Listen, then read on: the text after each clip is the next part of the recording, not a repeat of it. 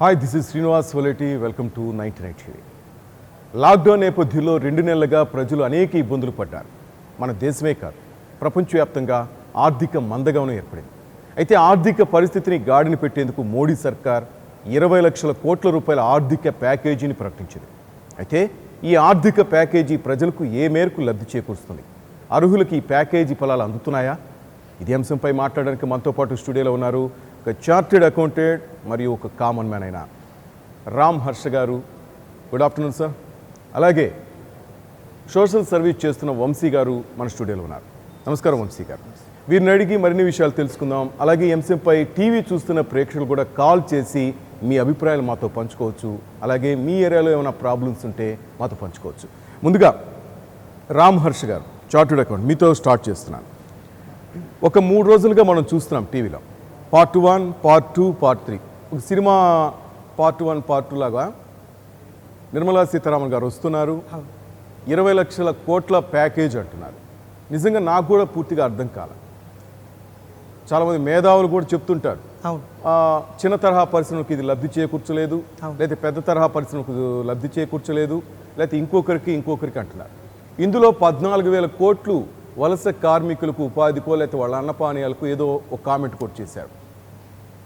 చాలామందికి ఏంటంటే ఏంది 20 లక్షల కోట్లు అంటే ఇప్పుడున్న టైంలో 1,500 రూపాయల కోసం ఆర్తిగా ఎదురు చూస్తున్నారు. ఎప్పుడు మా అకౌంట్లో పడుతుంది అనేసి పేదలు చాలామంది. నిజంగా 20 లక్షల కోట్లు అసలు ఏంటి, ఏ మేరకు అది ప్రజలకు అందే అవకాశం కనిపిస్తుంది, నిజంగా ప్రజలకు అందుతుందా అంటే 20 లక్షల కోట్లు ఏ రంగాలకు ఎక్కువ అవకాశం ఉంది? ఓకే, యాక్చువల్గా ఒరిజినల్గా నరేంద్ర మోడీ గారు ఒక 5-6 డేస్ బ్యాక్ ఆయన ప్రోగ్రాంలో టీవీలోకి వచ్చి చెప్పినటువంటి మాట ఏంటంటే, for the first time in India history 20 లక్షల కోట్ల రూపాయల ఆర్థిక ప్యాకేజీని ప్రకటించారు. దానికి వాళ్ళు ఒక విధంగా ఎలా చెప్పారంటే, it is nothing but equal to 10% of India's GDP. మన భారతదేశ గ్రాస్ డొమెస్టిక్ ప్రొడక్ట్లో 10% అన్నమాట ఈ ప్యాకేజ్ యొక్క వాల్యూ అని ప్రకటించారు. ఆ రోజు అందరూ, ఆ టీవీ చూసిన అందరు కావచ్చు, ఆ ప్రోగ్రామ్ చూసిన అందరు కావచ్చు, ఒక లేమెన్గా అతను ఏమనుకుంటారండి, ఇమీడియట్గా 20 లక్షలు డివైడెడ్ బై 20 లక్షల కోట్లు డివైడెడ్ బై ఎంతమంది జనాభా ఉన్నారు? 135 కోట్ల మంది. 135 కోట్లు సుమారు జనాభా. ఇంకా లేటెస్ట్ లెక్కల ప్రకారం అయితే 138 కూడా వస్తుంది. 140 ఆల్రెడీ రౌండ్ ఫిగర్ అయినట్టే వేసుకొని ఒక్కొక్కళ్ళు వాళ్ళ ఖాతాల్లో ఎంత పడతాయని చెప్పి లెక్కలు వేసుకున్నారు. సుమారుగా ఆ లెక్క ఏంటంటే, నేను చాలా లెక్కలు చూశాను. అందులో ఒక్కొక్కళ్ళ అకౌంట్లో సగటున 15 నుంచి 18,000 రూపాయలు అకౌంట్లో పడుతుంది. అమ్మయ్య, ఒక కుటుంబం అయితే సుమారుగా 4 ఉంటే కుటుంబంలో 70,000, 18,000 పడచ్చా? 16 నుంచి 18,000 ఒక వ్యక్తికి. ఎందుకంటే 20 లక్షల కోట్లు డివైడెడ్ బై 140 వేయండి. 20 లక్షలు డివైడెడ్ బై 140 వేయండి, సుమారుగా 15, 16, 17,000 దాకా వస్తుంది. నేను యాక్యురేట్గా చెప్పలేదు కానీ రఫ్గా ఆ రేంజ్లో ఉంటుంది. అంటే ఒక కుటుంబంలో 4 వ్యక్తులు ఉంటే 15,000 మల్టిప్లైడ్ బై 4, 60,000 రూపాయల వరకు బెనిఫిట్ వస్తుందని అందరూ అనుకున్నారు. ఒక లేమన్గా అనుకోవటంలో తప్పులేదు. కానీ ఆ 140 కోట్లలో 40 కోట్ల మంది బాగా ఉన్నవాళ్ళు ఉంటారుగా, మరి 100 కోట్ల మంది ఇంకా పేదరికంలో ఉంటారు. 40 కోట్ల మంది తీసేద్దాం సరే, చాలా మంది చాలా హ్యాపీగా ఉన్నారు. అప్పుడు ఒక్కొక్కరికి 20,000 వస్తుందండి. ఇంకా పెరుగుతుంది. ఆ లెక్క అనుకుంటే 20,000 వస్తుంది.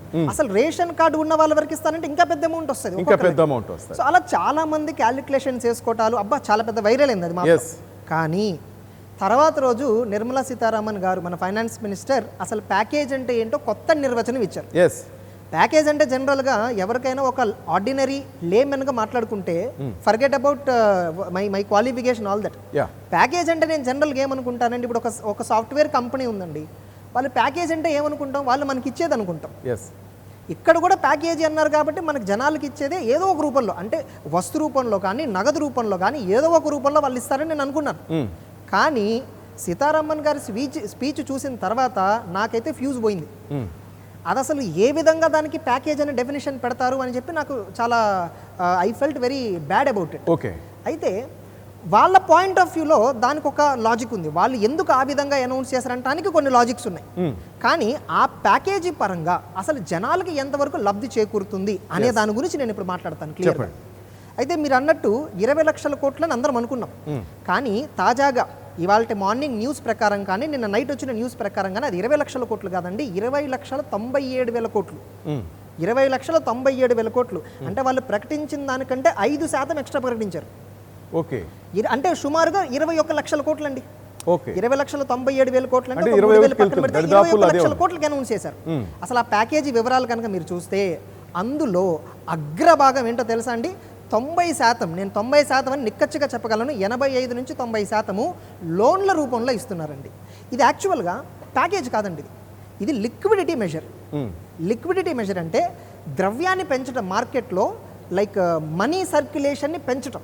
ఓకే, మనీ సర్క్యులేషన్ ఆగిపోయింది. ఎకానమీ ఆగిపోవటం వల్ల మనకి జరిగిన అతిపెద్ద నష్టం ఏంటంటే డబ్బులు ఒక వ్యక్తి చేతి నుంచి ఇంకో వ్యక్తికి వెళ్ళట్లేదు. పైగా 2.5 నెలలు, ఆల్మోస్ట్ 2.5 నెలలు అండి లాక్డౌన్. 2 నెలలు అయిపోయింది ఆల్మోస్ట్. ఈ 2 నెలల్లో ఎన్నో వ్యాపారాలు ఆగిపోయినాయి. ఆ వ్యాపారాలు ఆగిపోవటం వల్ల వాళ్ళ బిజినెస్లో ₹1 ఏ విధంగా రెవెన్యూ లేదు, ఆదాయము రెండు, ఇన్కమ్ రెండూ లేదు. ఆ ఎస్టాబ్లిష్మెంట్స్ పనిచేసే వర్కర్స్ కూడా ఈ వాట్ ఎవర్ ఏంటి లైక్ ఇన్కమ్ ఆగిపోయింది. అంటే 2 నెలలు ఎకానమీ సైకిల్ స్తంభించిందండి. చెప్పాలంటే స్తంభించింది మొత్తం. అసలు ఒక్క చోట కూడా మనీ అనేది ఫ్లో అవ్వట్లేదు. ఇప్పుడు ఇందులో మీకు అతిపెద్దగా వినపడినటువంటి ఒక పదం ఏంటో తెలుసా అండి? MSME sector. Micro, small, medium enterprises, సూక్ష్మ, చిన్న, మధ్య తరహా పరిశ్రమ. వీటి గురించి మీకు ఎక్కువగా వినపడింది. వీళ్ళకి సుమారుగా 3 లక్షల కోట్ల రూపాయల లోన్లు ఇవ్వడానికి గవర్నమెంట్ ముందుకొచ్చింది. సో ఇది వీళ్ళు ప్యాకేజ్, అంటే వీళ్ళు ప్యాకేజ్ అని పేరు పెట్టి ఏం చేస్తున్నారు? లోన్లు ఇవ్వటం పెడుతున్నారు. లోన్లు ఇవ్వటము, చిన్న మాట, లిక్విడిటీ. ఒక మంచి పాయింట్ చెప్పారు వంశీ గారు. అంటే సామాన్యుడికి అర్థమయ్యేటట్టు మనం చూడగానే పెద్ద సినిమా 70mm సినిమా చూపించారు, 20 లక్షల కోట్లు. సార్ చెప్తున్నట్టు, రామ్ హర్షి గారు చెప్తున్నట్టు 21 లక్షల కోట్లు. ఆ 97,000 కూడా మనం చూసుకుంటే అందులో లోన్ల రూపంలో ఈ కంపెనీలు ఉన్నాయి కదా, కొంతమంది నష్టపోయిన వాళ్ళకే వెళ్ళే దారి ఎక్కువ కనిపిస్తుంది. కానీ పేద ప్రజలు వాళ్ళ చావు వాళ్ళదే. జ్యూస్ కంపెనీ నడుపుకునేవాడు, లేకపోతే కర్రీ పాయింట్స్, తన స్వశక్తి మీద బతికే వాళ్ళందరికీ, అందులో కూడా పైరవీలు చేసే వాళ్ళకి అక్కడ కూడా ఆ పార్టీ, ఈ పార్టీ, ఆ కులం, ఈ కులం అంటూ వాళ్ళకే వెళ్తుంది తప్ప లాస్ట్కి అది వచ్చేసరికి అది సినిమాలో చూపిస్తారు. ఐసు ముక్కు ఇచ్చిన తర్వాత అది లాస్ట్ వాళ్ళకి వచ్చేసరికి చిన్న బిందువు కూడా మిగలదు. అవును, ఆ పాయింట్ కోసం నేను వెయిట్ చేస్తున్నాను సార్. ఎందుకంటే చాలా మందికి తెలియదు, చాలా మంది వలస కార్మికులకు తెలియదు. ఆ 20 లక్షల కోట్లు వస్తాయేమో ఎదురు చూస్తున్నారు చాలా మంది. వస్తాయేమో జీడిపప్పు లేకపోతే ఇంకా బాదం పప్పు కొనుక్కుని ఇంకా ప్రయాణాలు చేద్దాం, నడుద్దాం అనుకుంటున్నారు పిచ్చోళ్ళు తెలియక. కానీ ఇక్కడ అసలు పాయింట్ చెప్పారు చార్టెడ్ అకౌంట్ గారు. వాటిలో లోన్లు ఇస్తున్నారు. ఆ లోన్లు కూడా ఇట్లా చిన్న తరహా పరిశ్రమలు వాళ్ళు లబ్ధి పొందటానికే తప్ప పేరుకి పేదవాళ్ళకని చూపిస్తున్నారు. ఇప్పుడు చెప్పండి సార్, సామాన్యుడిగా సోషల్ సర్వీస్ చేస్తున్నారు. ఈ 50 రోజుల్లో చాలామంది ఆకలి బాధలు తెలుసుకున్నారు, వాళ్ళ ఆకలి తీర్చారు. మీరు చెప్పండి, ఇప్పుడు ఆశ ఉందా మీకు ఇంకా 20 లక్షల కోట్ల మీద? ఇప్పుడు రాజకీయాలు మాట్లాడుతున్నారు అనుకోవద్దు, తప్పేం లేదు. ఏ పార్టీ అయినా సరే వాళ్ళ మనుగడ కోసమే కానీ పేద ప్రజల కోసం ఆలోచించే ఏ పార్టీ లేదు ఇప్పుడున్న పరిస్థితుల్లో. ఏ పార్టీ లేదు. ఎందుకంటే నేను లోకల్లో గ్రౌండ్ లెవెల్లో చూస్తుంటే ఒక గల్లీలో ఒక నాయకుడు బియ్యం ఇస్తాడు, ఇంకో గల్లీలో ఇంకొక నాయకుడు బియ్యం ఇస్తాడు, అందరు నాయకులు బియ్యం ఇస్తారు. ప్రజలు ఏమనుకుంటున్నారంటే కేసీఆర్ ఇచ్చిండు అనుకుంటున్నారు, ఆయన సొంత డబ్బులు ఇచ్చినా కేసీఆర్ ఇచ్చిండు అనుకుంటున్నారు, లేదంటే నరేంద్ర మోడీ గారు ఇచ్చారు అనుకుంటున్నారు. వాళ్ళకి అర్థం కావట్లేదు ఎవరు ఇస్తున్నారు ఏంటి అనేది. ఓకే, లేదన్నా లోను లబ్ధి వస్తుంది గవర్నమెంట్ నుంచి, ఈ పథకం వస్తుంది అనేది కూడా తెలియదు. ఇది వస్తుందని తెలియడానికి అక్కడ లోకల్లో నాయకులు వాళ్ళు అడ్డపడతారేమో అని భయం. లోకల్ నాయకులకి పెద్ద నాయకులు ఏమైనా అంటారేమో అని చెప్పి ఆ పెద్ద నాయకులకి వాలిపోయి వాళ్ళు ఏం చెప్తే అది చేస్తారు. లోకల్ నాయకులు కూడా, లోకల్ నాయకులు కొంతమంది చిత్తశుద్ధితో పనిచేసే వాళ్ళు ఉన్నారు. కానీ వాళ్ళకేంటి, నేను నిజాయితీకి వెళ్తే పైన ఉన్న నాయకుడు నాకు సపోర్ట్ చేయడు. ఆ తప్పిదాల వల్ల ప్రజలకి అయోమయం అనమాట. ప్రజలకి అమాయకంగా ఉన్నారు, వాళ్ళు అమాయకంగా తయారు చేస్తున్నారు నాయకులు. వాళ్ళకి అందే ప్రసక్తే లేదు. ఇప్పుడు 20 లక్షల కోట్లు ఏంటంటే బీజేపీ గవర్నమెంట్కి కానీ బీజేపీ కార్యకర్తలు కానీ ప్రచారానికి బాగా ఉపయోగపడుతుంది. ఆయన 20 లక్షల కోట్లు చెప్పంగానే అందరూ ఆనందంగా సంతోషపడ్డారు. ఏంటంటే అంత పెద్ద మొత్తం అనౌన్స్ చేయడని బీజేపీ నాయకులు కూడా బాగా చెప్పారు. కానీ అది గ్రౌండ్ లెవెల్లో సామాన్యుడికి, బాగా పేద ప్రజలకి అందే ప్రసక్తి లేదు. ఈరోజు హైదరాబాద్ సిటీలో చుట్టూ ఎన్ని రోడ్లు ఉన్నాయో అన్ని రోడ్లలో కూడా మీరు వెళ్ళి చూడండి. ఈరోజు మీరు ఛానల్ చూడండి, వలస కార్మికులు నడుచుకుంటూ వెళ్తూనే ఉన్నారు, బ్యాగులు పెట్టి. కన్నీళ్ళు వస్తున్నాయండి. ఎందుకు? ఇప్పుడు ఈ లాక్డౌన్ ముందు వాళ్ళందరినీ ఎవరెవరికి వాళ్ళు చేసిన తర్వాత లాక్డౌన్ పెట్టాలి. ఇవాళ అపార్ట్మెంట్స్లో చాలామంది పనులు చేయకుండా ఉంచారు. వాళ్ళందరూ ఛత్తీస్గఢ్ కానీ, మధ్యప్రదేశ్ కానీ, బీహార్ కానీ, ఒరిస్సా కానీ ఎక్కడెక్కడి నుంచి వచ్చిన వాళ్ళు ఉన్నారు, వాళ్ళందరినీ పంపించేస్తున్నారు. వాళ్ళు వెనక రావడానికి చాలా కష్టం. రేపు పని చేయాలంటే ఇక్కడ ఏంటంటే పైసల కోసం పట్టణాలకు వచ్చారు, ప్రాణాలు కాపాడడం కోసం పల్లెలకు వెళ్తున్నారు. సొంత ఊర్లోకి వెళ్ళిపోతారు. 100% ఊరు వెళ్ళిపోతున్నారు. ఇంకా అక్కడే మనం ఏదో పొట్ట చేత్తో పట్టుకుని బతకడమే బెటర్ అనుకుంటారు, రావడం కష్టం. వాళ్ళందరికీ భరోసా కల్పించాలి గవర్నమెంట్. లోకల్లో లీడర్లను ఇప్పుడు వార్డు కమిటీలు ఉన్నాయి, వార్డు కమిటీల్లో ఏం చేస్తున్నారు, ఏ పార్టీ ఉంటే ఆ పార్టీ వాళ్ళే, కాంగ్రెస్ ప్రభుత్వం ఉంటే కాంగ్రెస్ పార్టీ వాళ్ళని వేసుకుంటుంది, టీఆర్ఎస్ ప్రభుత్వం ఉంటే టీఆర్ఎస్ పార్టీ వాళ్ళని వేసుకుంటుంది. అలా కాకుండా స్వచ్ఛంద సంస్థల్లో నిజాయితీగా ఎవడున్నాడు జెన్యున్గా వాళ్ళని వేస్తే వాళ్ళు జెన్యున్గా బస్తీల్లో కానీ కాలనీల్లో కానీ గల్లీల్లో కానీ పనిచేయడానికి సిద్ధపడతారు. అప్పుడు ప్రజలకు కూడా భరోసా కలుగుతుంది. ఏంటంటే ఏ ప్రభుత్వం ఉన్నా కానీ నిజాయితీగా నడుస్తుంది, నిజాయితీ ఉంది అనేది వాళ్ళకి నమ్మకం కలుగుతుంది, ధైర్యంగా ఉండగలరు. నిజాయితీగా కానీ మీరు చెప్తున్నట్టు వర్క్ చేసి వాళ్ళకి అందాల్సిన బియ్యం అని నిత్యావసర సరుకులు అందజేస్తే ఈరోజు వలస కార్మికులు ఈ ఊరు వదిలి వాళ్ళు వెళ్ళాలని కదా, వెళ్ళాల్సిన పని లేదు కదా, ఇక్కడే ఉంటారు. ఎస్, అది అందటం లేదు కాబట్టి వాళ్ళు ఇక్కడ మాకు తిండి తిప్పలు లేవు, చచ్చిపోయే బదులు సొంత ఊరికి వెళ్ళిపోదామని కాళ్ళు నడుకుని బయలుదేరుతున్నారు. చాలా దూరం నుంచి మహబూబ్ నగర్ నుంచి నేను మొన్న ఏదో పని మీద పర్మిషన్ తీసుకుని కమిషనర్ గారు పర్మిషన్ తీసుకుని వెళ్ళాను. మహబూబ్ నగర్ నుంచి నడుచుకుంటూ వస్తున్నారు. ఒక్క మహబూబ్ నగర్ కాదు, 2 తెలుగు రాష్ట్రాలు లేదు, ఎవరు లిఫ్ట్ ఇచ్చే పరిస్థితి లేదు. వాళ్ళకి భయం, వాళ్ళకి లిఫ్ట్ ఇస్తే మనకు వస్తుందేమో అదొక భయం. అది చాలా అది ఏంటంటే కంపల్సరీ చూసి ఈ ప్రభుత్వాలు ఏర్పాటు చేయాలండి. నడిచేలాగా ఎట్లా చేస్తాయి? ప్రభుత్వం ఉంది ఎందుకు? ప్రజల కోసమా లేకపోతే ప్రభుత్వం ఉన్న నాయకుల కోసమా? ఒక కాలర్ ఉన్నారు, శ్రీనివాసరావు విజయవాడ నుంచి మాట్లాడదాం. కాలర్తో మాట్లాడదాం. శ్రీనివాసరావు గారు నమస్కారం, చెప్పండి. హలో హలో శ్రీనివాస్ గారు మాట్లాడండి. సార్ నమస్తే సార్. నమస్తే. ప్యానెల్లో ఉన్న వాళ్ళకి అందరికి నమస్తే. 99 టీవీకి చెప్పండి సార్. మొన్న మోడీ గారు చెప్పిన ప్యాకేజీకి గత 5 రోజులుగా నిర్మలా సీతారామన్ గారు చెప్పిన ప్యాకేజీ వివరాలను పరిశీలిస్తే ఒకటి మాత్రం అర్థమైందండి. చెప్పండి. పార్లమెంట్ లో ప్రవేశపెట్టాల్సిన 2021 బడ్జెట్ ని ప్యాకేజీ రూపంలో అని చెప్పి టీవీలో ప్రెస్ మీట్ పెట్టేసి చెప్పినట్టుందండి. అసలు పార్లమెంట్ లో ఒక 6 గంటలో 7 గంటలో నిర్మలా సీతారామన్ గారు కంటిన్యూస్ గా ఒక బడ్జెట్ ప్రవేశపెట్టి ఇది చేస్తున్నాం అని చెప్తారు. కానీ దాన్ని పార్లమెంట్ బడ్జెట్ ప్రవేశపెట్టడానికి అవకాశం ఉందో లేదో అని చెప్పి ముందుగానే టీవీలోనే వాళ్ళు బడ్జెట్ ఇచ్చినట్టుగా ఉంది. అది 3 రోజుల పాటు. తర్వాత వాళ్ళు చెప్తున్నారు కొంతమంది సోకాల్ రాజకీయ నాయకులు, ఒక వ్యక్తికి 8,000 ప్రయోజనం చేకూరింది అని. ఫర్ సపోజ్ స్ట్రీట్ వెండర్స్ కి 10,000 ఇస్తాము, లోన్ తెచ్చుకోండి అంటున్నారు. ఇవాళ ఒక బ్యాంక్ లో నుంచి లోన్ తెచ్చుకోవాలంటే ఎల్లంలోనే వాళ్ళ అకౌంట్ లో వేస్తారా, without any documents, any registration, వీటి కోసం ఎన్ని గవర్నమెంట్ ఆఫీసులకు వెళ్ళాలి, ఎంత మందికి డబ్బులు పెట్టాలి, ఆ డాక్యుమెంట్ సబ్మిట్ చేయడానికి వీళ్ళు ఎంత ఖర్చు పెట్టాలి, అదే దాని మీద క్లారిటీ ఇవ్వలేదు. తర్వాత ఈపీఎఫ్ వచ్చేసి 15,000 లోపు వాళ్ళకి అంటున్నారు. ప్లస్ ఎంప్లాయర్ది రిటర్న్ ఇస్తాము, ఎంప్లాయీది రిటర్న్ ఇస్తాము అంటున్నారు. అది ఎంప్లాయర్కి రిటర్న్ ఇచ్చినప్పుడు ఎంప్లాయీది రెండు కూడా మాక్సిమం ఎంప్లాయీ శాలరీ నుంచే కట్ అవుతుంది. ఈ 2 అమౌంట్లు ఎంప్లాయీకే ఇస్తారా, లేదంటే ఒక అమౌంట్ ఎంప్లాయీకి ఇచ్చి ఇంకొక అమౌంట్ ఎంప్లాయర్ ఇచ్చుకుంటారా? దీని మీద ఎటువంటి ఫైనల్ టచ్ ఇవ్వలేదు. దట్ మీన్స్ గైడెన్స్ ఇవ్వలేదు ఎవరికి. తర్వాత నేరుగా ఏ ఒక్కరికి కూడా 2,000 వేసామని చెప్తున్నారు రైతులకి. ఈ 2,000 దేనికి వేశారండి? 2019 ఎలక్షన్ కు ముందు ఎలక్షన్ కి వెళ్ళడానికి రైతుకి 6,000 చొప్పున ఇస్తామని చెప్పారు. దానికి ఈ ఆర్థిక ప్యాకేజీకి సంబంధం ఏంటి? మీరు ఆల్రెడీ చేస్తున్నది అది ఒక పథకం, మీరు పెట్టుకున్నది సపరేట్. అసలు ఇవాళ మీరు పెట్టారు కాబట్టి ఆ 6,000 కూడా స్టేట్ గవర్నమెంట్ తీసుకొని కట్ చేసి వాళ్ళు ఇస్తామనే అమౌంట్ కూడా దీంట్లో యాడ్ చేసి 2 ఇస్తున్నారు. అలాంటప్పుడు అది బడ్జెట్, ఇది ఆర్థిక ప్యాకేజీ అవ్వదు కదండి. తర్వాత జన్ధన్ యోజన ఖాతాలు అన్నారు. ఎంతమంది ఈ దేశంలో జన్ధన్ యోజన ఖాతాలు తీసుకున్నారు? ఎంతమందికి మీరు ఎంత అమౌంట్ వేశారు? ఒక పాయింట్ ఏంటంటే మీ జన్ధన్ అకౌంట్ లో డబ్బులు వేసాం అంటున్నారు. ఎంత వేశారు మీరు? 500 వేశారు. కానీ ఆ ఫిగర్ చెప్పరు, ఎందుకంటే అది చెప్పుకునే ఫిగర్ కాదు.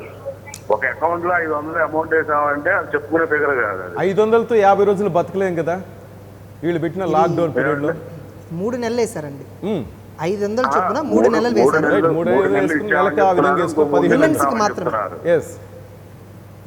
సో దాన్ని దీంట్లో కూడా యాడ్ చేశారు. ప్లస్ వాళ్ళు చెప్పింది 20 లక్షల కోట్లు, ఫైనల్ ఫిగర్ వచ్చేసి 20,97,000 కోట్లు. 97,000 కోట్లు ఎక్స్ట్రా ఇచ్చారు. కానీ ఆమె చెప్పిన బడ్జెట్ లో 11 లక్షల కోట్ల లోపల ఉంది. 8 లక్షల కోట్ల ఆర్బీఐ రిలాక్సేషన్స్ లో ఇచ్చిన అమౌంట్ కూడా దీంట్లో యాడ్ చేశారు. ఓకే. సో ఆర్బీఐ రిలాక్సేషన్ ఎవరికి ఫ్రీగా నాకు ఈఎంఐ కట్టద్దు, ఈ 3 నెలలు ఇంట్లో ఉన్నారు కాబట్టి ఈ 3 నెలలు ఈఎంఐ తీసేస్తున్నాం అని చెప్పలేదండి. Yes. అది వాళ్ళకి మారిటోరియం ఇచ్చేసి నెక్స్ట్ లాక్డౌన్ అయిపోయిన తర్వాత కట్టమని చెప్పారు. Yes, అది తప్పకుండా. ప్లస్ వాళ్ళకి ఏ ఇంట్రెస్ట్ రేట్ కూడా వాళ్ళకి తక్కువ చేసి ఇవ్వలేదు. ఏ ఒక్క 1% కూడా ఇంట్రెస్ట్ రేట్ తగ్గించలేదు. శ్రీనివాసరావు గారు, ఇవన్నీ శ్రీనివాసరావు గారు పరిశీలిస్తే ఇది లోక్సభలో పెట్టాల్సిన బడ్జెట్ ని తీసుకొచ్చి టీవీలో చెప్పినట్టు ఉంది ఇది. అంతే, ఏం తేడా లేదు, అంతే. ఓకే. అక్కడ చాలా మంది ఎంపీల సమక్షంలో చెప్పాల్సింది ఇటు వచ్చేసి పబ్లిక్ ముందు టీవీలోకి వచ్చి మాట్లాడారు, అంతే కదా. శ్రీనివాసరావు గారు, మీరు ఏం చేస్తుంటారు? చాలా బాగా మాట్లాడారు సార్. మీరేం చేస్తుంటారు శ్రీనివాసరావు గారు? కట్ అయినట్టు. నేను సాఫ్ట్వేర్ ఎంప్లాయీ అండి. Right, very good sir. Sir, software employee, ఈ 50 రోజుల్లో మీ పరిస్థితి ఏంటి? మీ అనుభవాలు మాతో పంచుకోవచ్చు సార్, నో ప్రాబ్లం, చెప్పండి. ఒకటేనండి, ఇప్పుడు లాక్డౌన్ అంటే ఇప్పుడు ఎంప్లాయీగా, ఒక సాఫ్ట్వేర్ ఎంప్లాయీగా నా ఎక్స్పీరియన్స్ వచ్చేసేపటికే నాకు వర్క్ ఫ్రమ్ హోమ్ ఇచ్చారు. నేను ఇంట్లో నుంచి చేసుకుంటున్నాను. నాకు 31st వచ్చేప్పటికి శాలరీ వేశారు. సో నాకు ఎటువంటి ఇబ్బంది లేదు. రైట్, మీకు ఎటువంటి ఇక్కడ ఇబ్బంది? నేను చాలా మందిని చూస్తున్నాను. మా చుట్టుపక్కల ఉన్న ఎంప్లాయీస్ కానీ, అంటే బయట ఇతర రాష్ట్రాల నుంచి వచ్చిన వాళ్ళు ఇక్కడ పని చేసుకునే ఒక సెలూన్ వ్యక్తి కావచ్చు, లేదంటే ఒక పండ్ల వ్యాపారం అవ్వచ్చు, ఒక కూరగాయలు చేసుకునే వాళ్ళు. ఇవాళ నా చుట్టుపక్కల కొంత 100 మంది యూపీ నుంచి వచ్చి కూరగాయలు ఆటోలు దొరుకునే వాళ్ళు ఉన్నారు. ఇవాళ వాళ్ళు తినే పరిస్థితి కూడా లేకోకుండా, ఇంట్లో నుంచి బయటకు వచ్చే పరిస్థితి లేకోకుండా వాళ్ళు చాలా అవస్థలు పడుతున్నారు. ఇలాంటి వాళ్ళకి లాక్డౌన్ అయ్యాక నేను 10,000 ఇస్తాను, మీరు వెళ్ళి బ్యాంక్కి వెళ్ళి తెచ్చుకోండి అంటే, వీళ్ళు 10,000 తీసుకోవడానికి ఇప్పుడు ముంబైలో ఉన్నాను నేను. ముంబై నుంచి యూపీ వెళ్ళి, యూపీలో అక్కడ బ్యాంక్ అకౌంట్ ఓపెన్ చేసుకొని అక్కడ 10,000 అప్లై చేసుకొని మళ్ళీ అక్కడ నుంచి వచ్చి ఇక్కడ వ్యాపారం చేసుకోవాలి. శ్రీనివాసరావు గారు, ఒక విషయం కరెక్ట్గా చెప్పండి. నిజంగా 20 లక్షల కోట్లలో వలస కార్మికులకు మీరు చూస్తున్న పేదలు కేటాయించిన అమౌంట్ నిజంగా వాళ్ళకి చేరుతుందని మీరు అనుకుంటున్నారా? వీళ్ళు పెట్టిన దాంట్లో ప్యాకేజీలో ఏ ఒక్కరికి కూడా నేరుగా ₹1 కూడా రాదండి. రైట్, అది నేను అడుగుతుంది, అదే పాయింట్. ఏ ఒక్కరికి కూడా డైరెక్ట్ గా ₹1 కూడా ప్రయోజనం లేదు. వీళ్ళు ఏదో క్వాంటమ్ జంప్ అని చెప్పేసి ఒక సంవత్సరంలో రీఫార్మ్స్ చేస్తామని చెప్తున్నారు. కానీ ఈ రీఫార్మ్స్ చేయడానికి ఇప్పుడు 6 సంవత్సరాలు అండి వీళ్ళు గవర్నమెంట్ వచ్చి. రీఫార్మ్స్ చేయడానికి 6 సంవత్సరాలు ఎప్పుడు టైం దొరకలేదా? ఇప్పుడు కోవిడ్ లో టైం దొరికింది రీఫార్మ్స్ చేయడానికి. రీఫార్మ్ చేయడానికి చాలా టైం ఉంది మీకు. ఇప్పుడు ప్రజెంట్ సిచ్యువేషన్ ఏంటి? తినడానికి తినలేదు, ఉండడానికి ఇబ్బందిగా ఉంది, ఇంట్లో పిల్లలు, వాళ్ళకి ఫుడ్ ఎలా ఇవ్వాలి? ఇంకా మేజర్ ఏంటంటే అసలు మనం బాధపడేది మెడికల్ ఎమర్జెన్సీ ఉంది ఇండియాలో కూడా ప్రపంచం మొత్తం మీద. 15,000 కోట్లు ఎంటైర్ ఇండియా మీద 15,000 కోట్లు మీరు హెల్త్ కి కేటాయిస్తే మీరు ఎంతవరకు కోవిడ్ ని సక్సెస్ఫుల్ గా ఎదుర్కోగలగరని ఒక మినిమం కామన్ సెన్స్ అనేది ఒక కామన్ మ్యాన్ కి ఎవరికైనా వస్తుంది. నిన్న బడ్జెట్ లో హెల్త్ కి మినిమం 2 lakhs crores పెట్టేసేసి ఆల్ గవర్నమెంట్ హాస్పిటల్స్ ని ఎక్విప్మెంట్ లో పెట్టేసేసి వాళ్ళకు ఫుల్ ఫోర్స్ గా నయమయ్యే వరకు కూడా ఫ్రీగా ఉచితంగా వాళ్ళకు వైద్యం అందించే సంస్కరణలు తీసుకొస్తారనుకున్నారు. 15,000 కోట్లు ఇచ్చామని చెప్పేసి చాలా బ్రాడ్ గా చెప్పేశారు. 15,000 కోట్లు ఏ మూలం వస్తాయండి? ఒక స్టేట్ కూడా సరిపోదా 15,000 కోట్లు? మనకి మామూలుగానే హెల్త్ బడ్జెట్ 15,000 నుంచి 20,000 కోట్లు ఉంది ఒక స్టేట్ కి. మీరు ఎంటైర్ ఇండియా మొత్తం మీద 15,000 కోట్లు మేము వైద్యం మీద ఖర్చు పెడుతున్నాం, అది కూడా ఇలాంటి విపత్కర పరిస్థితుల్లో.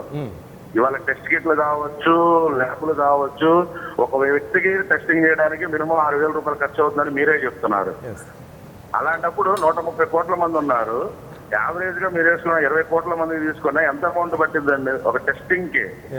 మళ్ళీ 14 hours క్వారంటైన్ చేయాలి. ఆ బడ్జెట్ ఎవరు పెట్టుకుంటారు? ఆ అమౌంట్ ఎవరు పే చేస్తారు? రైట్, చాలా మంచి విషయాలు మాట్లాడారు శ్రీనివాసరావు గారు. ప్రతి ఒక్కరిలో కూడా ఈ చిన్న కొంచెం చాలు అవగాహన ఉంటే చాలు, 20 లక్షల కోట్లలో ప్రజలకు కేటాయించిన డబ్బు తప్పకుండా వాళ్ళకి చేరుతుంది. Right, thank you very much మీ అభిప్రాయాలు మాతో పంచుకున్నందుకు శ్రీనివాసరావు గారు. వంశీ గారు, అర్థమైందా?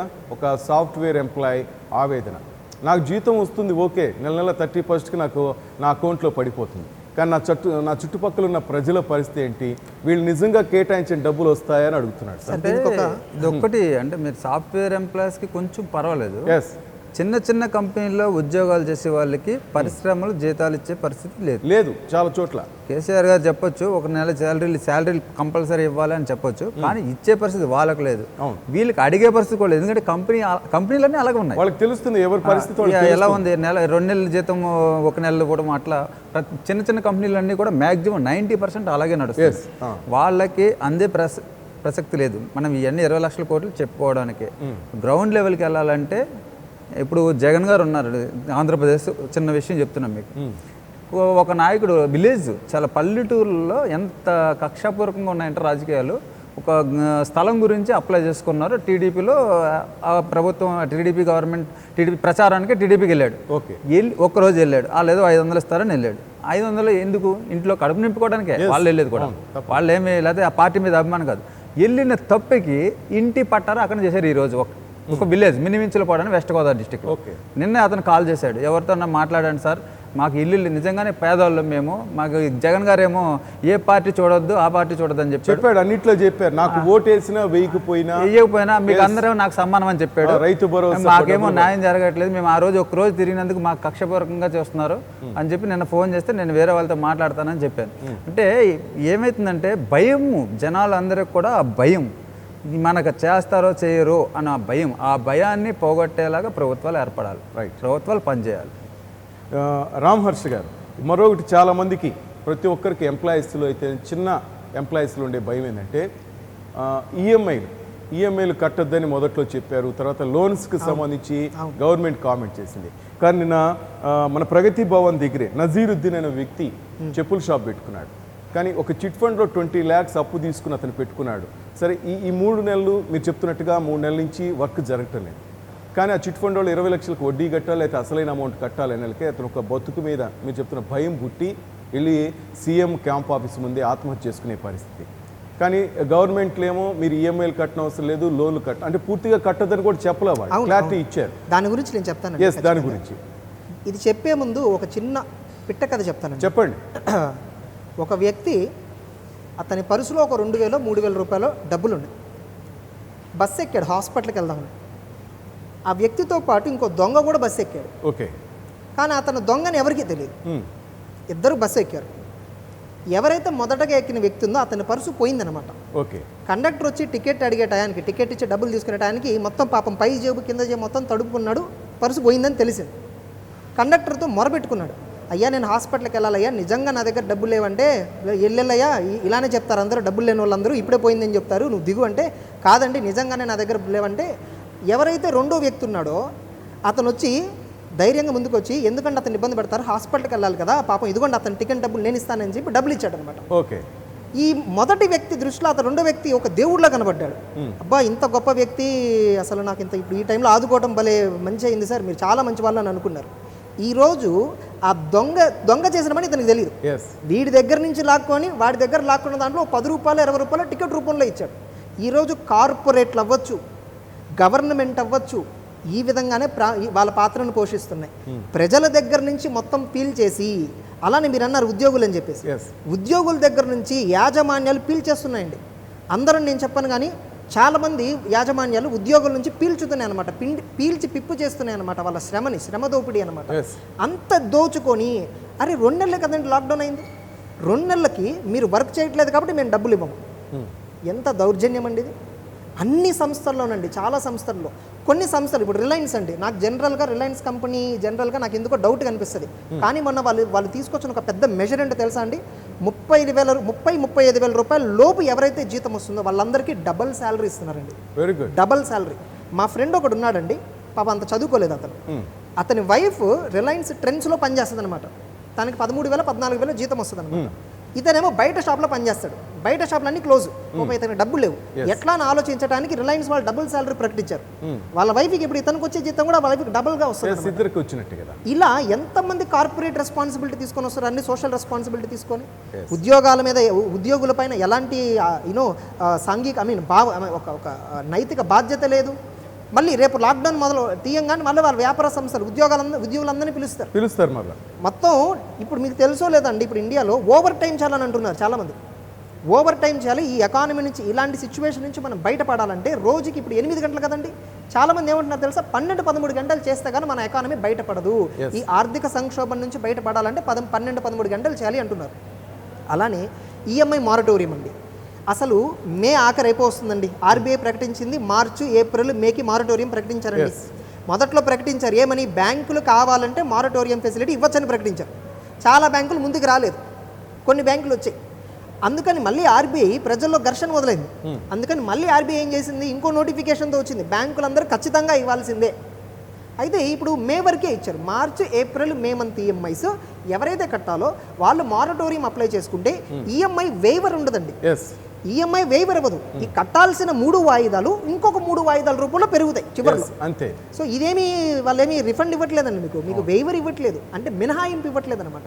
అయితే ఇందులో పెద్ద ట్విస్ట్ ఏంటో తెలుసా అండి, ఈ 3 నెలలకి వడ్డీ ఉంటుంది కదండి. ఇప్పుడు ఈఎంఐ కడుతూ ఉంటే కొంత ప్రిన్సిపల్, అసలు అమౌంట్, కొంత వడ్డీ తగ్గుతూ వస్తుంది అనమాట.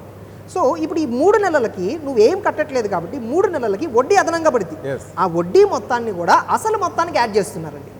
కానీ పిచ్చి జనానికి ఇంకా తెలియట్లేదు. ఏమనుకుంటున్నారు, అమ్మో ఆర్బీఐ ఇంత ఇస్తుంది, 8 లక్షల కోట్లు అని చెప్పుకుంటున్నారండి. ఎక్కడండి అసలు ఆర్బీఐ? ప్రెస్ మీట్లో ఒక మంత్రో లేక కేంద్ర ప్రభుత్వం నుంచి మీరు ఈఎంఐలు 3 నెలల వరకు కట్టడం అవసరం లేదంటే ఫస్ట్ అది ఆలోచిస్తాడు సామాన్యుడు. అమ్మా జీతం లేదు మాకు, ఈ 3 నెలలు మేము ఈఎంఐలు కట్టడం అవసరం లేదనేసి ఒక భరోసాలాగా ఒక భయం తగ్గుతుంది. కానీ ఆ జనం ఆలోచించట్లా. ఈ 3 నెలలు వడ్డీ, మీరు చెప్పినట్టుగా వడ్డీ అసలు మనం మళ్ళీ తర్వాత కట్టాల్సి వస్తుంది, మన నెత్తిన పిడుగు లాంటి వార్తను ఎవరు ఆలోచించలేదు ఆ రోజు. ఒక ఓదార్పులా కనిపించింది అంతే. అంటే ఏం లేదండి, కర్ర విరగకూడదు, పాము చావకూడదు. ఇదండి వాళ్ళు చేస్తున్నటువంటి పని. ఏంటంటే ఏది అవ్వకూడదు, వాళ్ళ జేబుల నుంచి చిల్లిగవ రూపాయి బయటికి వెళ్ళకూడదు. అట్లా అని ప్యాకేజ్ ఇచ్చామని చెప్పి ఒక బెనిఫిట్ లాగా కనబడాలి. అయితే వీళ్ళు ప్యాకేజీ ఈ విధంగా ప్రకటించడానికి వాళ్ళకి కొన్ని వాళ్ళు కూడా మేధావులేనండి, వాళ్ళు ఎకనామిస్టులు, వాళ్ళేం ఊరకలా చేయరు అనమాట. నేను వాళ్ళ తప్పు పట్టట్లేదు. ఒక విధంగా చెప్పాలంటే ఒక పాయింట్ ఆఫ్ వ్యూలో వాళ్ళు చేసింది కరెక్ట్ అని వాళ్ళకి అనిపించవచ్చు. వాళ్ళేం చూస్తున్నారంటే లిక్విడిటీని పెంచితే, పరిశ్రమలకి చేయూతనిస్తే ఖచ్చితంగా దాని ద్వారా ఎంప్లాయ్మెంట్ జనరేట్ అవుతుంది, ఎంప్లాయీస్కి జీతాలు వెళ్తాయి అనే ఉద్దేశంతో లోన్ల రూపంలో ప్రకటిస్తున్నారు. కానీ లాక్డౌనే ఇంతవరకు ఎత్తివేయనప్పుడు, ఇంతవరకు ఒక పరిశ్రమే స్టార్ట్ అవ్వనప్పుడు మీరు ఎన్ని లోన్స్ ఇచ్చినా ఏ విధంగా ఉపయోగపడతాయండి? ఎంప్లాయీస్ భయపడుతున్నారు కదా. అలా ఇంకో విషయం చెప్పిన, ఇందాక శ్రీనివాసరావు గారు కాల్లో ఆయన అన్నారు, చాలా మంచి మాట చెప్పారు. ఆయన ఏమని చెప్పారు, ఇది లోన్లు ఇస్తామన్నారు. అసలు లోను ఒక బ్యాంకుకి వెళ్ళి, అయ్యా నా దగ్గర ఎంఎస్ఎంఈ సర్టిఫికేట్ ఉంది, నాకు లోన్ ఇస్తారని అడగండి, ఇవ్వడండి. మా గత 3 సంవత్సరాల ఇన్కమ్ ట్యాక్స్ డీటెయిల్స్ ఇవ్వాలి, బ్యాంక్ స్టేట్మెంట్లు ఇవ్వాలి, ఇన్కమ్ ప్రూఫ్ ఉండాలి, బిజినెస్ ప్రూఫ్ ఉండాలి. ఇవన్నీ ప్రూఫ్లు ఉంటేనే మీకు లోన్ వస్తుందండి. ఏదో వాళ్ళు 3 లక్షల కోట్ల రూపాయలు ప్రకటించారు కదా అని చెప్పి లోన్ ఇవ్వరన్నమాట బ్యాంకులు కూడా. బ్యాంకులు అంత ఈజీ కాదండి. బ్యాంకుకి అటానమస్ పవర్స్ ఉన్నాయి. లోన్ వాళ్ళు ఇష్టమైతే ఇస్తారు, లేకపోతే లేదు. ఏ ఆర్బీఐ చెప్పిందనో గవర్నమెంట్ చెప్పిందనో వాళ్ళు లోన్లు ఇవ్వరనమాట. ఎందుకంటే ఆర్బీఐ చెప్తుంది, గవర్నమెంట్ చెప్తుంది, కానీ అల్టిమేట్గా ఆ నష్టాన్ని భరించాల్సింది ఎవరండి? ఏమైనా తేడా జరిగితే బ్యాంకులే కదా. అండ్ ఇంకో విషయం తెలుసా అండి, గత 5 సంవత్సరాలు, 5 కాదండి 3 నుంచి 4 సంవత్సరాల్లో ఆర్బీఐ నుంచి బ్యాంకులకి 3 లక్షల కోట్ల రూపాయలు క్యాపిటల్ ఇన్ఫ్యూజన్గా వచ్చింది పబ్లిక్ సెక్టర్ బ్యాంక్స్లో. ఆ క్యాపిటల్ ఇన్ఫ్యూజన్ ఏంటంటే ఈ బ్యాంకులకి కట్టాల్సిన రుణాలు ఉంటాయి కదండి, అవి చాలా మంది ఎగేశారు. మనకి చాలా పేర్లు తెలుసు, పెద్ద పెద్దోళ్ళు ఎగేసినందుకు కానీ ఈ బ్యాంకుల దగ్గర లిక్విడిటీ లేదు సరిగా. ఈ లిక్విడిటీ లేకపోవడం వల్ల మరి వీళ్ళు ఎవరి వైపు చూస్తారు? ఆర్బీఐ వైపే చూస్తారు. ఆర్బీఐ ఏం చేసింది, రుణం ఇవ్వాల, క్యాపిటల్ రూపంలో పెట్టుబడి పెట్టింది అనమాట బ్యాంకుల్లో. అంటే ఆ ఆర్బీఐ పెట్టుబడి పెట్టింది ఎక్కడి నుంచి డబ్బులు అండి? వాళ్ళు ప్రింట్ చేసి పెట్టారు, లేదా ప్రింట్ చేశారో, లేకపోతే గవర్నమెంట్ ఆఫ్ ఇండియా సహకారం వచ్చిందో. అంటే అది ఎవరి జేబులో నుంచి వచ్చిందండి? ప్రజల జేబులో నుంచి. అది ఇప్పుడు ఈ ప్యాకేజీ కూడా ఎంతో మందికి లోన్లు ఇవ్వచ్చండి. ఈ ప్రకటించారు కదా, లోన్లు ఇవ్వచ్చు మేబీ. ఇవన్నీ కూడా రేపు డిఫాల్ట్ అయితే ఎవరి జేబులో నుంచి అది మళ్ళీ మళ్ళీ పబ్లిక్. రైట్. ఒక కాల్ ఉన్నారు, పబ్లిక్ కాల్ మాట్లాడు. ధర్మారావు గారు శ్రీకాకుళం నుంచి. ధర్మారావు గారు నమస్తే అండి. హలో నమస్తే సార్. నమస్తే ధర్మారావు గారు, చెప్పండి, ఏం చెప్పదలుచుకున్నారు? నమస్కారం సార్, నేను ధర్మారావు. చెప్పండి. Hello sir. హలో చెప్పండి ధర్మారావు గారు. సార్ నమస్తే సార్. నమస్తే. ఇప్పుడు మనకి ప్రభుత్వం వారు సార్, అయితే సామాన్య పేదవాడికి ఆ డబ్బులు చేతులంటారా? చిన్న వ్యాపారం చేసిన వాడికి మర్చిపోయాను సార్. నేను కిషోర్ నేను నేను ఫిషర్ మ్యాన్ సార్ నేను. మత్స్యకారులు చెప్పండి, fissure man.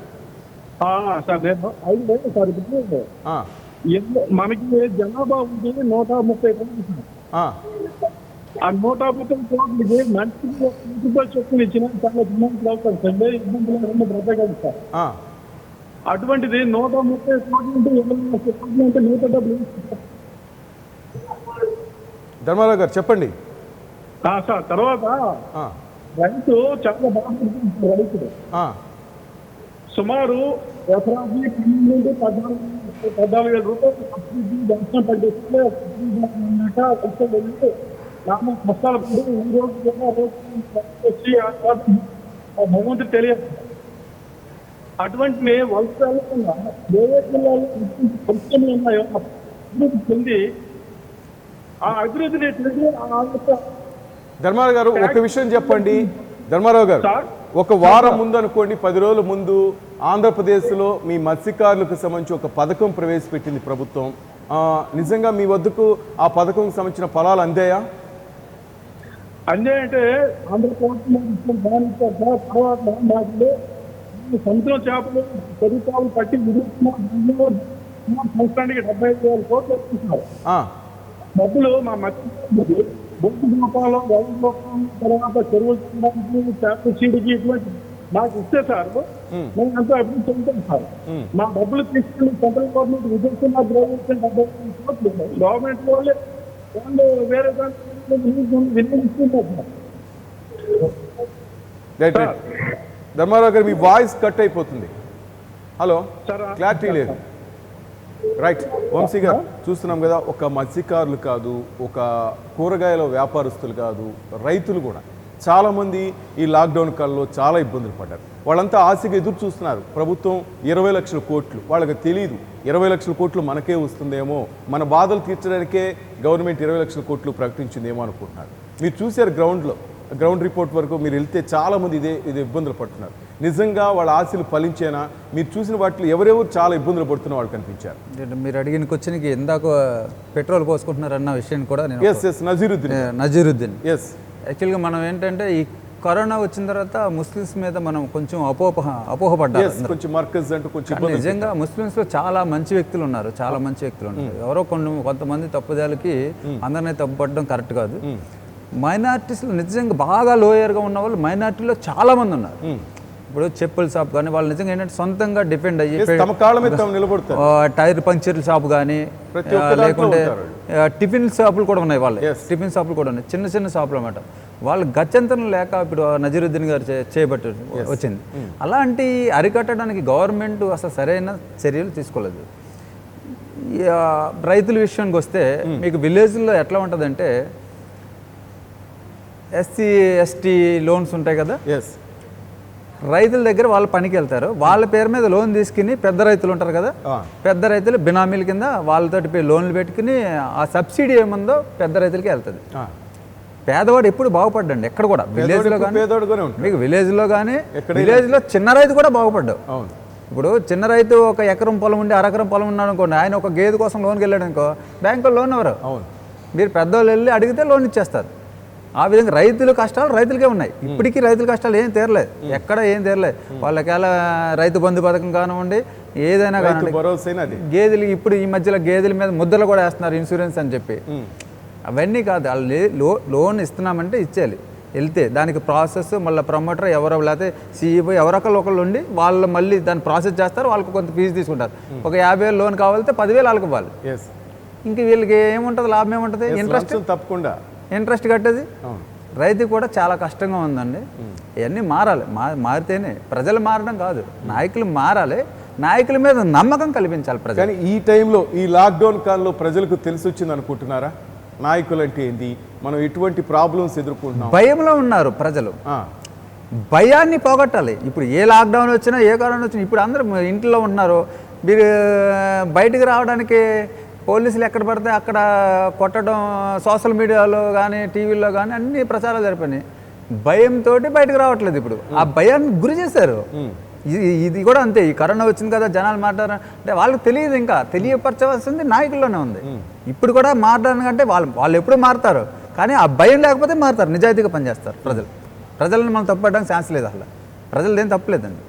Right. Kishan Reddy Warangal నుంచి మాట్లాడడానికి సిద్ధున్నారు. కిషన్ రెడ్డి గారు నమస్తే అండి. నమస్కారం అండి. నేను మీ టీవీ చూస్తున్నాను, సార్ చెప్పండి. మీ కామెంట్ కూడా చూస్తాను, చెప్తారు పేపర్ది బాగుంది. Right, thank you. చెప్పండి సార్. తర్వాత ఇప్పుడు సెంట్రల్ గవర్నమెంట్ మనీ ఇచ్చింది స్టేట్ గవర్నమెంట్ కి. Yes sir. State government responsibility. ఆ 20 లక్షల కోట్లు అనేది స్టేట్ గవర్నమెంట్ తీసుకోవాలి. ఇది వాళ్ళు డైరెక్ట్ గా ఇవ్వలేరు కదా. కాబట్టి మీరు వీళ్ళందరూ ఆ ప్యానెల్లో ఉన్న వారిని నేను చూస్తున్నాను, వాళ్ళందరూ స్టేట్ గవర్నమెంట్ తీసేయాలి. వాళ్ళు డబ్బులు ఇవ్వని అడిగారు, కేసీఆర్ అడిగినాడు, అందరు మిగిలిన చీఫ్ మినిస్టర్ అడిగారు. వాళ్ళు తీసుకోవాలి రెస్పాన్సిబిలిటీ. స్టేట్ గవర్నమెంట్ ఎక్కడిదండి? Only state government. వాళ్ళు ఏదో 2-3 బీజేపీ తప్ప వీళ్ళు తీసుకొని state leaders, state government leaders వాళ్ళు తీసుకొని డిస్ట్రిబ్యూట్ చేయాలి. కిషన్ రెడ్డి గారు మీరు చెప్తుంది కరెక్టే, మీరు చెప్తుంది కరెక్టే. కేంద్ర ప్రభుత్వం 72 ఏళ్ళు ఇవి కాబట్టి మీరు సెంట్రల్ గవర్నమెంట్ క్రిటిసైజ్ చేయడానికి వీల్లేదు. వాళ్ళు డబ్బులు అడిగారు, వాళ్ళు ఇచ్చారు అంతే. మీరు లోన్గా తీసుకుంటే వాళ్ళు ఏమన్నా వీళ్ళ చీఫ్ మినిస్టర్ జప్తు చేస్తారా? It is state government loan తీసుకున్నది, కేసీఆర్ తీసుకోడు. కేసీఆర్ జప్తు చేయరు కదా. కాబట్టి స్టేట్ గవర్నమెంట్ ఇచ్చేది కరెక్ట్. కిషన్ రెడ్డి గారు ఒక్క నిమిషం మీతో వంశీ గారు మాట్లాడతారు. 1 minute ప్లీజ్ సార్. వంశీ గారు ఏదో మాట్లాడతారు. నేను చాలా సేవా కార్యక్రమాలు చేశాను, నేను చాలా చూస్తాను. తర్వాత మీ టీవీ పర్వాలేదు కానీ వేరే టీవీ వాళ్ళకి చెప్పండి. ఆ టీవీలో మాట్లాడుతుంటే ఒక 4 లీడర్లు కొట్లాడుకుంటున్నారండి. ఈ టీవీ వాడు చూడండి ఎట్లా మెయింటైన్ చేస్తున్నారు. కిషన్ రెడ్డి అనేది చేస్తలేదు. కిషన్ రెడ్డి ఫోన్లో చెప్పండి, మీరు చేస్తలేదు. నాకు బిడ్డ తప్పు చేస్తే సరిదిద్దవలసిన బాధ్యత తండ్రిదండి. రాష్ట్ర ప్రభుత్వాలు సరైన మార్గంలో నడవకపోతే సెంట్రల్ గవర్నమెంటే కదా బాధ్యత వహించాలి. సెంట్రల్ గవర్నమెంట్ సరైన మార్గంలో నడిపించాలి కదా. సెంట్రల్ గవర్నమెంట్ నడిపించాల్సిన బాధ్యత సెంట్రల్ గవర్నమెంట్ ఉందా, చేతిలో ఉందా లేదా? ఇప్పుడు బిడ్డ తప్పు చేస్తే తండ్రిది బాధ్యత. తండ్రి ఎలా పెంచాడు అని అంటారా అనరా? అలాగే సేమ్ ఫైనాన్స్ ఇచ్చింది, స్టేట్ గవర్నమెంట్ యూటిలైజ్ చేసుకోవాలి అంతే. కానీ స్టేట్ గవర్నమెంట్ సరైన మార్గంలో నడవనప్పుడు సీతారామన్ కానీ వచ్చి మాకు ఇయ్యరు కదా. లేలే సరైన state government. Right. Kishan Reddy గారు మీరు చెప్తుంది కరెక్టే. ఉన్నారు యాంకర్. రైట్. కిషన్ రెడ్డి గారు సబ్మిషన్ సెంట్రల్ గవర్నమెంట్ కి ఏ బాధ్యత లేదు, వాళ్ళు డబ్బు అలాట్ చేయడం తప్ప. It is the state government take responsibility, surety. వాళ్ళ ప్రజలకే కదా ఇచ్చేది. Right. Thank you sir, thank you very much. Kishan Reddy గారు అది ఫోన్ లైన్ కొంచెం డిస్టర్బెన్స్ ఉంది. రామహర్షి సార్ చెప్తున్నట్టుగా స్టేట్ గవర్నమెంట్ కూడా ఆ బాధ్యత తీసుకోవాలి కదా అంటారు. సార్ ఇప్పుడు నేను ఇందులో ఒక చిన్న పదంతో మళ్ళీ స్టార్ట్ చేస్తాను. చెప్పండి. ఈ స్కీమ్ పేరు ఏంటంటేనండి Atma Nirbhar Abhiyan. Yes. Self reliant. Yes. Government intention self reliant అంటే మీనింగ్ ఏంటో తెలుసా అండి? గవర్నమెంట్ వాళ్ళు బాధ్యత తీసుకుంటాం అని చెప్పట్లా, మీ బాధ్యత మీరు తీసుకోండి అని చెప్పారు. సెల్ఫ్ రిలయంట్ అంటే ఏంటి? మీ బాధ్యత మీరు తీసుకోండి. అదే పేరు స్కీమ్లో చాలా చక్కగా కనబడుతుంది. అయితే ఇందాక ఆయన అన్నారు కిషన్ రెడ్డి గారు ఏమన్నారంటే స్టేట్ గవర్నమెంట్స్ కూడా బాధ్యత ఉందన్నారు. అది ఖచ్చితంగా నిజమేనండి. స్టేట్ గవర్నమెంట్ కూడా బాధ్యత ఉంది. ఆ విషయంలో నేను కూడా కొంతవరకు ఏకీభవిస్తా. 100% స్టేట్ గవర్నమెంటే బాధ్యత తీసుకోవాలంటే కరెక్ట్ కాదు. సెంట్రల్ తీసుకోవాలి, స్టేట్ తీసుకోవాలి. ఇప్పుడు మనము రెండింటికి ట్యాక్సులు కడుతున్నామండి. Simple logic. మనం ఏం స్టేట్ గవర్నమెంట్ ఒకదానికి ట్యాక్స్ కట్టట్లేదు, ఇద్దరు కడుతున్నాం. Income tax is completely central కాదు.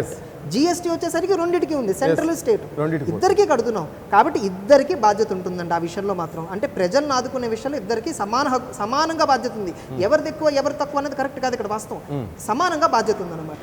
స్టేట్కి వచ్చే రెవెన్యూలు ఒక ఎత్తు, సెంట్రల్కి వచ్చే రెవెన్యూలు ఒక విధమైనటువంటి గెటింగ్ ఇట్. సో ఇద్దరికి బాధ్యత ఉందనేది నా అభిప్రాయం. అయితే ఇందులో మైగ్రెంట్ వర్కర్స్ వీళ్ళకి ఏ విధంగా బెనిఫిట్ చేకూరుతుంది, అందరు ఈ పాయింట్స్ రైజ్ చేస్తున్నారు. కానీ అసలు నాకు ఫండమెంటల్గా నాకున్న ఒక పాయింట్ ఏంటో తెలుసా అండి? ఇప్పుడు ఈ రోడ్డు మన స్టూడియో రోడ్డే తీసుకుందాం, కొండాపూర్ రోడ్డే తీసుకుందాం ఉదాహరణకి. ఇందులో ఎంతమంది స్ట్రీట్ వెండర్స్ ఉన్నారు, ఏ వ్యాపారం చేస్తున్నారు, అక్కడ పనిచేసే వాళ్ళు ఎవరు, డేటాబేస్ ఉందండి? ఎవరికి తెలియదు. ఈ డేటాబేస్ ఎవరు మెయింటైన్ చేయాలండి? ఖచ్చితంగా మున్సిపల్ కార్పొరేషన్ వాళ్ళు మెయింటైన్ చేయాలి. మున్సిపాలిటీ, మున్సిపల్ కార్పొరేషన్, వార్డు వాళ్ళు వీళ్ళందరూ ఖచ్చితంగా ఒక సమన్వయం పాటించి ఒక పర్టికులర్ యూనిటీగా ఉండి అందరు కలిపి ఒక డేటాబేస్ క్రియేట్ చేసుకోవాలండి. ఎప్పటికప్పుడు డేటాబేస్ అప్డేట్ చేసుకుంటూ ఉండాలండి. చేసుకుంటే ఈరోజు ఇంకో ప్రాబ్లం ఏంటి తెలుసా? వలస కూలీలందరికీ డబ్బులు ఇస్తాము, కావాలంటే అన్ని విధాలు సహాయపడతాము. కానీ ఎవరెవరు వలస కూలీలు కాదు. 6 లక్షల మంది అన్నారు తెలంగాణ వరకు. తెలియదు, అది తెలియదు మనకి. కరెక్ట్గా 6 లక్షలా లేకపోతే 7 లక్షలు? నేను అంటాను 10 లక్షలు, నేను 10 లక్షలు అంటానండి. ప్రూఫ్ ఉందా నా తప్పని చెప్పడానికి? కొన్ని 6 లక్షలు అన్నారు, దానికి రైట్ అని చెప్పడానికి ప్రూఫ్ ఉందా? డేటాబేస్ కరెక్ట్గా లేదండి. ఒకటి మనం ఇప్పుడు డైరెక్ట్ బెనిఫిషియరీ ట్రాన్స్ఫర్ చేయాలన్నా, అంటే డైరెక్ట్గా వాళ్ళకి డబ్బులు ఇవ్వాలన్నా, లేదా వాళ్ళకి ఏమన్నా వస్తు పరంగా కానీ నగదు పరంగా కానీ ఏమన్నా సహాయం చేయాలన్నా ఎవరికి చేయాలి? రైట్ పర్సన్స్ ఎవరు? డేటాబేస్ లేదు. అలానే స్ట్రీట్ వెండర్స్ కోసం 10,000 కోట్ల రూపాయలు ఎంతో నిధులు కేటాయిస్తున్నారు. ఏంది వాళ్ళకి అప్పులు ఇస్తామని. రిజిస్టర్డ్ స్ట్రీట్ వెండర్స్ 10% అండి తెలుసా? స్ట్రీట్ వెండర్స్ అందరూ 100 మంది అనుకుంటే ఒక పర్టికులర్ కాలనీలో 100 మంది, ఒకళ్ళు పూలు అమ్మేవాళ్ళు, ఒకళ్ళు ఫ్రూట్స్ అమ్మేవాళ్ళు, ఒకళ్ళు వెజిటబుల్స్ అమ్మేవాళ్ళు, ఇంకొకళ్ళు వేరేది. వీళ్ళందరూ పర్ఫెక్ట్ డేటాబేస్ ఎవరి దగ్గర ఉందా అండి? నథింగ్. ఇప్పుడు రైతు బజార్లు అమ్మారనుకోండి, వాళ్ళకు ఒక చిన్న కొట్టు స్లాట్ అలొకేట్ చేస్తారు, కాబట్టి అతని పేరు ఆధార్ కార్డ్ నెంబర్స్ తీసుకుంటారు. కానీ స్ట్రీట్ వెండర్స్ ఇప్పుడు మనకి హైదరాబాద్లో సంతలు అంటారు. మంగళవారం, బుధవారం, శుక్రవారం ఒక్కొక్క ఏరియాలో ఒక్కొక్క చోట సంతలు పెడతారు. సేమ్ పర్సన్ వస్తాడా అండి ప్రతిసారి? లేదు కదా, లేదు. సో మన దగ్గర డేటాబేస్ లేదండి. ముందు ఆ డేటాబేస్ డెవలప్ చేసుకోవాలి. ఈసారి మనకి ఈ డిఫికల్టీ నుంచి మనం చూడాల్సింది ఏంటంటే, ఫర్ ద ఫస్ట్ టైం మనకి ఇలాంటి డిఫికల్టీ వచ్చింది కాబట్టి ఇప్పటికైనా మున్సిపాలిటీలు, మున్సిపల్ కార్పొరేషన్లు, రాష్ట్ర ప్రభుత్వాలు, కేంద్ర ప్రభుత్వాలు అందరూ కళ్ళు తెరిచి ముందు డేటాబేస్ని రెడీ చేసుకోండి.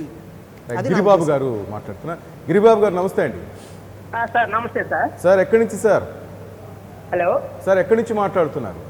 విజయనగరం నుంచి సార్. విజయనగరం నుంచి. నమస్కారం సార్, చెప్పండి ఏం చెప్పదలుచుకున్నారు? సార్ ఇప్పుడు ఈ లోన్లు అనేది సెక్యూరిటీ లేకుంటే బ్యాంకులు ఇవ్వవు సార్. సార్ చెప్పండి, మీకు చెప్పాల్సిన ఏ బ్యాంకుకి వెళ్తే 50,000 రూపాయలు కావాలంటే సెక్యూరిటీ లేకుండా ఇచ్చే పరిస్థితులు లేదు సార్ బ్యాంక్. అదే చెప్తున్నా, ఇప్పుడు మేము మాట్లాడుకుంది అదే. అదే సార్ నేను. హలో చెప్పండి గిరిబాబు గారు చెప్పండి. సార్ ఇప్పుడు చిన్న యూనిట్లు ఉన్నాయి సార్, నాకు ప్లాస్టిక్ యూనిట్ సార్. ఓకే, అయితే ఇప్పుడు మేము రన్ చేస్తుంది. హలో చెప్పండి, వింటున్నాను గిరిబాబు గారు. ఇప్పుడు మేము అప్పు తీసుకునే ప్రజెంట్ మార్కెటింగ్ చేసుకోవడానికి ఇబ్బంది ఉంది సార్. ఉన్నదాన్నే చేసుకోలేకపోతున్నాం. ఇప్పుడు అప్పు ఇచ్చినే మేము చేసుకునే పరిస్థితిలో లేవు సార్. ఎగ్జాక్ట్లీ సార్ చెప్పండి. ఇప్పుడు అప్పు ఇచ్చినే ఉన్నదాంతో మార్కెటింగ్ చేసుకోవడానికి ఇబ్బందులు ఉన్నాయి సార్. అవును. ఇప్పుడు ఏదైనా గవర్నమెంట్ సహాయం చేయాలి తప్ప కానీ అప్పు అనేది ఇప్పుడు చేసేది ఏం చేస్తారు? అప్పు ఇచ్చినా సెక్యూరిటీ చదువుతారు సార్. గిరిబాబు గారు 40 రోజుల నుంచి మూసుకున్నాం సార్. ఇప్పుడు 40 రోజుల నుంచి మూసేసి ఉన్నాం సార్. ఈ రోజు అనమాట మళ్ళీ అప్పు తెచ్చుకొని చేయలేదు సార్. ఉన్నదే ఇప్పుడు మార్కెట్ చేసుకునే పరిస్థితి లేదు సార్. రైట్. వంశీ గారు, రామ్హర్ష్ గారు వింటున్నారు కదా. ఇప్పుడున్న పరిస్థితి మాకు చాలా కష్టంగా ఉంటుంది కూడా మేము చేసే లేదు అంటాడు. సొల్యూషన్, మంచి సొల్యూషన్ ఏంటంటే చిన్న షాపులు ఉన్న వాళ్ళందరికీ కూడా నిజంగా లబ్ధి పొందాలంటే, వాళ్ళందరూ ఆకలి బాధలు తీర్చిన వాళ్ళు అవ్వాలంటే చిన్న వాళ్ళందరూ కూడా 10,000, 5,000 లోన్లు తీసుకుని ఉన్న వాళ్ళు ఉన్నారు, 50,000 లోన్లు తీసుకున్న వాళ్ళు. ఆ లోన్ అమౌంట్ రద్దు చేసి కొత్త లోను 50,000, 1,00,000 రూపాయలు ఇస్తే అది అయ్యే పరిస్థితి పని లేదు. అదే చేయాలి. ఇప్పుడు ఎలక్షన్స్ లేవు కదా. కరెక్ట్, ఎలక్షన్ ఉంటేనే జరుగుతాయి. ఇప్పుడు ఎలక్షన్స్ ఉంటే మీకు రద్దు చేస్తారు. అది జరిగితే వారి ఆకలి తీరుస్తారు. నిజంగా ఆకలి తీర్చినట్టు అలాంటి పని చేస్తే. అలాంటి పని చేయరు కదా మన వాళ్ళు. చేయాలండి. రామ్హర్ష్ గారు చెప్తున్నట్టుగా చూసే వాళ్ళకి ఏమనిపిస్తుంది? 20 లక్షల కోట్లు సూట్ కేసులో తెచ్చి ప్రజలకు అందజేస్తున్నాం అనుకుంటారు. కానీ అది కాదు, లోన్లు ఇస్తున్నాము, మళ్ళీ మీరు మాకు కట్టాలి అని తెలియక ఇంకా చాలా మందికి తెలియదు, క్లారిటీ లేదు పాపం. ఎప్పుడెప్పుడు వస్తుంది ఏదంటారు, చందమామ రావే జాబీలి రావే అని తల్లి చెప్తుంటారు చూడండి, అన్నం తినిపించడానికి. అట్లా అయిపోయింది ఈరోజు పరిస్థితి మనకి. చాలామంది ఎదురు చూస్తున్నారు. నిజంగా చెప్పాలంటే వలస కార్మికులు చాలామందిని మీరు వెళ్తున్నారు కదా మీ ఊరికి, ఏ భరోసాతో వెళ్తున్నారంటే నిర్మలాజీ మాకు చెప్పారు, మాకు ఏదో కొంత అమౌంట్ ఇస్తారంట కదా, మా అకౌంట్లో పడుతుందంట కదా, పిచ్చి ఆలోచనలతో వెళ్తున్నారు వాళ్ళు. సార్ ఇప్పుడు గవర్నమెంట్లు మేల్కోవాలి. ఇప్పుడైనా సరే హెల్త్ అండ్ ఎడ్యుకేషన్ మీద గవర్నమెంట్లు ప్రత్యేకమైన దృష్టి పెట్టాలి. హెల్త్కి సంబంధించి నా ఇంటి ముందు సస్పెక్టెడ్ కేసు వస్తే నేను ఫోన్ చేస్తే పొద్దున్న 9 గంటలకు ఫోన్ చేస్తే 4 గంటలకు, సాయంత్రం 4 గంటలకు వచ్చి యూహెచ్సి నుంచి ఒక నర్సు వచ్చి ఆయనకి టెస్ట్లు చేశారు, ఆయన దగ్గర ఏం లేదని చెప్పి వెళ్ళిపోయింది అంతే. టెస్ట్ కూడా చేయలేదు, ఏం లేదు, కనీసం ఫీవర్ ఉందా అని చేయలేదు, ఏం చేయలేదు. ఈ హెల్త్ డిపార్ట్మెంట్ని డెవలప్మెంట్ చేయాలి. ఈ వంకనైనా చేయొచ్చు. ఇప్పుడు వచ్చింది కదా ఎలాగైనా యూహెచ్సిని, పిహెచ్సిని డెవలప్ చేసుకోవాలి. 100 బెడ్స్ హాస్పిటల్ చేయాలి. ప్లేస్ ఉన్నాయి చాలా వరకు. మాకు దగ్గరలోనే ఉంది యూహెచ్సి ఉంది, పర్వతనగర్ అని. దాన్ని డెవలప్ చేసుకోవాలి. ఒక డాక్టర్ ఉంటారు, సాయంత్రం మాటలు ఉంటారు, పొద్దున్న సాయంత్రం ఉంటారు. ఒక డెలివరీ కేసు రోడ్డు మీద డెలివరీ అయిపోయింది. చాలా చూస్తున్నాం సార్, చాలా కేసులు ఉన్నాయి. ఈ వంకరైనా సరే హెల్త్ని డెవలప్ చేయాలి, హాస్పిటల్స్ని డెవలప్ చేసుకోవాలండి నేను. రైట్. రామ్హర్ష్ గారు మీరు చెప్పండి. రైట్. అందరూ ఊహించినట్టే చాలా పెద్ద మొత్తంలో మేడం చెప్పారు, 3 రోజులు మనకి టీవీ ముందుకు వచ్చి చెప్పారు అని, వీళ్ళకింత వీళ్ళకింత వీళ్ళకింత అనేసి. ముఖ్యంగా మీరు 50 రోజుల్లో మీరు చార్టెడ్ అకౌంటెంట్గా పక్కన పెట్టేసేయండి. పొలిటికల్ పక్కన పెట్టేసేయండి, ఒక కామన్ మ్యాన్గా మీరు చెప్పండి. ఎందుకంటే మీరు చూసుంటారు మీ ఇంటి ముందు ఎంతమంది బాధపడుతున్నారు, గుండెకు ఎంతమంది చెప్పండి. ఎవరికి అందితే ఈ ఫలాలు బాగుంటాయి, ఆ డబ్బులు ఎవరికి వెళ్ళాలి, సమాజం బాగుండాలి అంటే ఎవరు ఈ టైంలో ఎవరు బాధపడుతున్నారో వాళ్ళకి ఎవరెవరికి అందాలంటారు మీరు చెప్పండి. ఇప్పుడు ఈ లాక్డౌన్ వల్ల అండి ఎఫ్ఎంసీజీ సెక్టర్ అంటారు, అంటే ఈ షాంపూ డబ్బాలు, సోప్స్, బిస్కెట్ ప్యాకెట్లు, ఈ సెక్టర్లన్నీ పనిచేయడం ఆగిపోయినాయి. ఫస్ట్ థింగ్ అవన్నీ పనిచేయట్లేదు, ఫ్యాక్టరీలు ఏవి రన్ అవ్వట్లేదు. దానివల్ల ఏమైందంటే మోర్ ఓవర్ లాక్డౌన్ కారణంగా అందరు ఇంట్లో కూర్చుంటున్న కారణంగా చాలామంది అప్పర్ మిడిల్ క్లాస్ వాళ్ళు వీళ్ళు కానివ్వండి, కన్జంప్షన్ పెరిగింది. స్టోర్స్కి నుంచి తీసుకొచ్చే కన్జంప్షన్ పెరిగింది. మీరు చూస్తే ఈ టైంలో చిల్లర కొట్లు ఉన్నాయి కదండి, చాలా చక్కగా వ్యాపారం జరుగుతుంది. వాళ్ళకి మాత్రం కన్జంప్షన్ పెరిగిందనమాట వీళ్ళ వరకు. ఎందుకంటే వీళ్ళు డీల్ చేసేవన్నీ కూడా డైలీ ఎసెన్షియల్స్. ఇది వరకు ఎలా ఉండేదంటే డైలీ నెసెసిటీస్ అన్నిటిపైన ఎంతో కొంత డిస్కౌంట్ ఉండేదండి. నేను డీమార్ట్ ఉదాహరణ చెప్తున్నానంటే, నాకు డీమార్ట్ సుమారుగా 7-8 ఏళ్ళు. నేను డీమార్ట్ నుంచి షాపింగ్ చేయడం నాకు 7 నుంచి 8 సంవత్సరాల బట్టి నాకు అలవాటు. ఏ రోజు కూడా డిస్కౌంట్ లేకుండా అమ్మింది నేను చూడలేదు. ఈ రోజు డిస్కౌంటే లేదు, అన్నీ కూడా ఎంఆర్పీకి అమ్ముతున్నారు. ఒక పక్కేమో ఆదాయాలు ఆగిపోయినాయి, ఇన్కమ్ ఆగిపోయింది. ఇంకో పక్కేమో నిత్యావసరాలు ధరలు ఆకాశాన్ని అందుతున్నాయి, చెప్పాలంటే చాలా అందుతున్నాయి. కొన్ని గవర్నమెంట్ ఏమన్నా రేషన్ ఇస్తుంది అంటే అసలు ఎంతమందికి రేషన్ డిస్ట్రిబ్యూట్ అవుతుంది అనేది కూడా లెక్కలేదన్నమాట, తెలియట్లేదు. ఆ లెక్క లేదనమాట. దానికి డిస్ట్రిబ్యూషన్కి సంబంధించి ఒక ప్రాపర్ ప్లాన్ ఆఫ్ యాక్షన్ కానీ ఎవరెవరికి అందుతుంది, ఎవరెవరికి అందట్లేదు తెలియట్లేదు. అంటే నాకు అందుతుంది. మీరు కొన్ని గమనించినట్లేదు రామ్ హర్ష్ గారు, మా నైబర్స్ అయితే ఆ పార్టీ నాయకులకి, ఆ పార్టీ కార్యకర్తలకి, కరెక్ట్ అండి మీరు ఆ వీధుల్లో ఉండే ఆ పార్టీ చోటా మోటా నాయకులకి నిజమైన కేకలతో చెప్పారు, అసెంబ్లీ సాక్షిగా చెప్పారు, మా పార్టీ వాళ్ళ కోసమే మేము తెలంగాణ తెచ్చుకున్నాం, మా పార్టీ వాళ్ళకి చేస్తాం, వేరే పార్టీ వాళ్ళకి చేయమని అసెంబ్లీ సాక్షిగా చెప్పారు. ఇప్పుడు మన తెలుగు రాష్ట్రాలను చూద్దాం. ఆంధ్రప్రదేశ్లో చూస్తే అడుగుతున్నారు మీరు మా పార్టీ వాళ్ళ, మా కులపోళ్ళ అని అడుగుతున్నారు. ఇక్కడ తెలంగాణలో చూస్తే మీరు ఆంధ్ర వాళ్ళ, కర్ణాటక వాళ్ళ అని చెప్పేసి అడిగి మరీ చేస్తున్నారు. చాలా మంది వెళ్ళిపోవటానికి కూడా కారణం. ఇప్పుడు ఇదే పరిస్థితి ఇక్కడ ఆకలి కేకలతో ఉన్న బీహార్ వాళ్ళకి అక్కడికి వెళ్తే మనకి విలువిస్తారా? కర్ణాటక వాళ్ళు మనం అక్కడికి వెళ్తే విలువిస్తారు? రేపు అన్నం పెట్టమంటే పెడతారా మనల్ని? ఈ సమయంలో ఈ రాజకీయాలు అవసరమా? మీకు నచ్చిన కార్యకర్తలకి, ఆ కార్యకర్తలు ఆ కింద ఉన్న చోటమోట నాయకులకి ఇస్తే ఎంతమంది ఆకలి తల్లాడుతున్నారు తెలుసా? నేను అదే అడుగుతున్నాను సార్. ఇంకొకటండి, వలస కూలీలు వెళ్తున్నారు అని అనుకుంటున్నారు. అసలు మనకి కన్స్ట్రక్షన్ సెక్టర్ ఉంది కదండి, కన్స్ట్రక్షన్ సెక్టర్ మేజర్గా డిపెండెంట్ అయ్యేది వలస కూలీలు. రెండు హోటల్స్, మీరు హైదరాబాద్ లో ఏ హోటల్లో అయినా చూడండి మన వాళ్ళు ఉంటారండి, సర్వ్ చేసే వాళ్ళందరూ మేజర్గా వలస వచ్చిన వాళ్ళందరూ వెళ్ళిపోతున్నారు. రేపు లాక్డౌన్ తీసిన తర్వాత వీళ్ళందరూ రిటర్న్ అవ్వడానికి కనీసం కొంత టైం పడుతుంది. వస్తారో రారు అది కూడా తెలియదు. గౌరవం తట్టుకోలేక రేట్లన్నీ పెరిగినాయి. కన్స్ట్రక్షన్ వర్క్ లో మీకు 1000 రూపీస్ 1200 కూడా మేస్త్రీలకు ఇస్తున్నారు. పెరిగిపోయినాయి రేట్లు. నాకు రారనిపిస్తుంది సార్, ఎందుకంటే కరోనాతో సహజీవనం చేయాలని మోదీ నుంచి ముఖ్యమంత్రుల దాకా చెప్తుంటే అదేదో బతికేదో చచ్చేది ఇంటి దగ్గర చూద్దాం కానీ హైదరాబాద్ కో లేదా అమరావతికి ఎందుకు వెళ్ళాలనుకుంటే. రీసెంట్ గా అండి ఇంకొక రిపోర్ట్ కూడా ప్రకారం అనమాట, నేషనల్ లెవెల్లో రిపోర్ట్స్ చాలా ఉన్నాయి అనమాట వీటిపైన. అగ్రికల్చర్ సైడ్ ఎక్కువ మంది వెళ్తున్నారు. మళ్ళీ ఈ వలస కార్మికులు అందరూ అక్కడికి వెళ్ళిపోతున్నారు కదా, పల్లెటూర్లకు వెళ్ళిపోతున్నారు. పల్లెటూరులో ఏంటి, వ్యవసాయం చేసుకోవచ్చు. వ్యవసాయ కూలీలు చాలా మంది కావాలి, వ్యవసాయం చేయడానికి వ్యవసాయ కూలీలు సరిపోవట్లేదు, వ్యవసాయం చేసుకుంటున్నారు. అర్థమవుతుందా? ఇప్పుడు వ్యవసాయం సైడ్ కనుక ఇప్పుడు అందరూ మల్లుతున్నారు. ఇప్పుడు మనకి ఇంకొక స్కీమ్ తెచ్చారు, Mahatma Gandhi national rural employment guarantee scheme. నిన్న అందులో 40,000 కోట్ల రూపాయలు దానికి మళ్ళీ అదనంగా పెంచారు, బడ్జెట్ 40,000 కోట్ల రూపాయలు పెంచారనమాట. వ్యవసాయం పైన కనుక ఇప్పుడు కనీసం దృష్టి పెడితే అట్లీస్ట్ ఆ విధంగానైనా సరే వాళ్ళ ఆకలి తీర్చొచ్చు. వాళ్ళకి ఎంతో అంత కూలీలు ఇచ్చి, వాళ్ళకి ఎంతో అంత భరోసా ఇచ్చి వ్యవసాయం ద్వారానే వాళ్ళకి ఆకలి తీర్చొచ్చు అండి. అయితే దీనికి మనం ఇప్పుడు వ్యవసాయ రంగం కనుక నిజంగా పుంజుకుంది అనుకోండి, మళ్ళీ ఇప్పుడు పుంజుకోవాలండి ఖచ్చితంగా మనం వ్యవసాయంలో నెంబర్ 1 ఉండాలి, ఎప్పుడు కూడా నెంబర్ 1 ఉండాలి. అయితే ఈ కూలీలందరూ వెనక్కి రాకపోతే మరీ దారుణంగా ఎఫెక్ట్ అయ్యే సెక్టర్స్ కొన్ని ఉన్నాయండి. కన్స్ట్రక్షన్ సెక్టర్, హోటల్ ఇండస్ట్రీ, అలానే రోడ్ వర్క్స్ ఉంటాయి కదండి, ఇవన్నీ కూడా వలస కూలీలే చేస్తారనమాట. ఇవన్నీ ఎఫెక్ట్ అవుతాయి అనమాట. అంటే అన్ని గవర్నమెంట్స్ ఎలా అంటే మాకేం ప్రాబ్లం రాలేదు కదా, హాయిగా ఉందాం ప్రస్తుతానికి అని అనుకోకుండా కొంచెం దూరదృష్టితో చూసి ఈ ప్రాబ్లమ్స్ అన్నిటిని ఎలా రిజాల్వ్ చేయాలి, డేటాబేస్ ఇప్పటికన్నా రెడీ చేసుకోవాలి, వీళ్ళ ఆకలి తీర్చాలి, వీళ్ళకి షెల్టర్ ఇవ్వాలి. ఇప్పుడు షెల్టర్ గురించి కూడా మాట్లాడారండి ప్యాకేజీలో. ఈ వలస కూలీలందరికీ షెల్టర్స్ కోసం ఎలకేట్ చేస్తున్నారు, ఫుడ్ కోసం ఎలకేట్ చేశారు. Getting it. అదొక్కటే కాదండి, షెల్టర్ చేస్తున్నారు సార్, అవన్నీ చేస్తున్నారు కానీ ఎక్కడో ఆచరణ కనిపించట్లేదు. అవును, కనిపించట్లేదు. అదే మాత్రం వాళ్ళ కాళ్ళు బొబ్బలు ఎక్కుతూనే ఉన్నాయి, తిండి లేక ఆ ఊర్లో ఎవరైనా మానవతావాదులు ఉంటే పెద్దలు ఉంటే స్వచ్ఛంద వాళ్ళకి సంస్థలు వెళ్తున్న బాగా వాళ్ళకి- పనిచేస్తున్నాయండి ఇప్పుడు. Yes, sir. స్వచ్ఛంద సంస్థలు వాళ్ళు ఇస్తున్నారు తప్ప గవర్నమెంట్ జస్ట్ ప్రకటనలకే పరిమితం అవుతుంది. అదే నేను చెప్తున్నది. అవునండి. ప్రతి ఒక్కరు కూడా లోకల్లో ఓట్లు ఉండాలి కదండి. షెల్టర్లు ఏర్పాటు చేయండి అంటారు. అంటే వాళ్ళకి లోకల్లో ఓట్లు ఉంటే వాళ్ళకి అంతే. Yes sir. ఇక్కడ ఇంకొకటండి, ఒక కాలంతో Okay, fine. Okay, fine. Rajendra గారు గుంటూరు నుంచి చెప్పండి. రాజేంద్ర గారు సార్ నమస్తే సార్. నమస్తే సార్.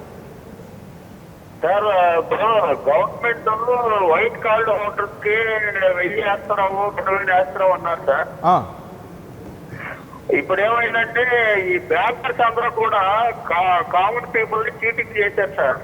ఎలా ఏ విధంగా చిట్ చేస్తున్నారు?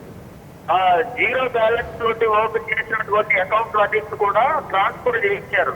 ఆ, ట్రాన్స్ఫర్ చేయించారు కాబట్టి ఓన్లీ 25% మాత్రమే జీరో బ్యాలెన్స్ అకౌంట్లు ఉన్నాయి. ఆ, కాబట్టి వీళ్ళు వైట్ కార్డు హోల్డర్స్ కి అయినటువంటి 1000 2000 కూడా ఓన్లీ 25% కామన్ పీపుల్ కి మాత్రమే రిజిస్టర్ చేశారు. ఓకే. అట్లాగే ఇంకొకటి ఆ, స్టేట్ బ్యాంక్ ఆఫ్ ఇండియా మెచ్చిన తర్వాత ఓన్లీ 25% ఆఫ్ ది ఏటీఎం మాత్రమే వర్క్ చేస్తున్నాయి సార్. ఉమ్, ప్రతి 4 ఏటీఎంలు కూడా ఒక ఏటీఎం వర్క్ చేస్తూ ఉన్నాయి. ఓకే. సో వాళ్ళు కూడా ఆ విధంగా కామన్ పీపుల్ కి నష్టం చేస్తా ఉన్నారు సార్. మీరు చూసారా ఏటీఎంస్ లో 4కి ఒకటే వర్క్ చేస్తున్నాయి అంటున్నారు? పర్సనల్ గా మా ఏరియాలో వెళ్ళి తిరిగితే 4 ఏటీఎంలకి ఒక ఏటీఎం మాత్రమే పనిచేస్తున్నారు. Yes, sir correct. ఆయనకి Exactly సపోర్ట్ గా correct. ఒక మాట మాట్లాడతాను. స్టేట్ బ్యాంక్ ఆఫ్ ఇండియా వాళ్ళ మీద ఆర్బీఐ యాక్షన్ తీసుకోవాలా? ఒక్క నిమిషం రాజేంద్ర గారు, మీతో వంశీ ఆయన గారు అన్నట్లు 4లో 1 కాదండి, ఇంకా నాకు తెలిసి అసలు 1 కూడా పనిచేయట్లేదు నా ఉద్దేశం. లాక్డౌన్ వల్లే కాదు, బిఫోర్ లాక్డౌన్ కూడా ఏటీఎంలో ఎప్పుడు క్యాష్ ఉండదు. ఎస్, అది వింటున్నారా రాజేంద్ర గారు? మనం బాగా గమనిస్తే లాక్డౌన్ ముందు కూడా ఎక్కడ ఏటీఎంలో మనీ కనిపించలేదు. మనం వెయిట్ చేస్తూ కూర్చోవాలి, ఎక్కడ డబ్బులు వేస్తారా వెళ్ళి డ్రా చేసుకుందాం అనేసి. ఇంకా లాక్డౌన్లో ఇంకేం వర్క్ చేస్తాయి చెప్పండి? అంతకు ముందు లేదు, ఇప్పుడు లేదు. ఓపెన్గా మాట్లాడుకుంటాం. తర్వాత మాత్రం స్టేట్ బ్యాంక్ ఆఫ్ ఇండియా అనేది పబ్లిక్ ని చాలా విధాలుగా సపోర్ట్ చేస్తుంది sir. State bank of India, okay.